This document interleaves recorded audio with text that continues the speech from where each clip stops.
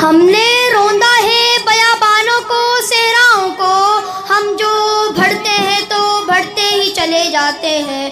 ہم سے واقف ہے یہ دریا، یہ سمندر، یہ پہاڑ، ہم نئے رنگ سے تاریخ کو دہراتے ہیں۔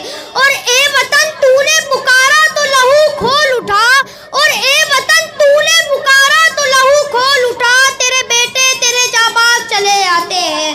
السلام علیکم۔ آج مجھے جس موضوع پر لب کشائی کرنے کا موقع ملا ہے وہ ہے ہم آزاد ہیں۔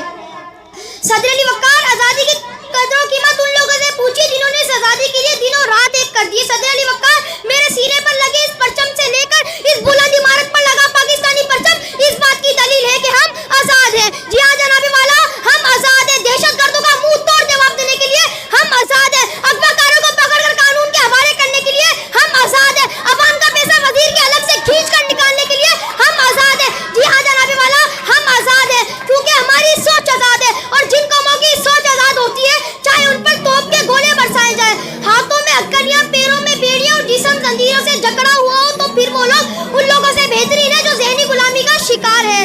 صدر علی وقار، میرے ہاتھ میں قلم ہے، میرے ذہن میں اجالا، میرے ہاتھ میں قلم ہے، میرے ذہن میں اجالا، مجھے کیا دبا سکے گا کوئی ظلمتوں کا مارا۔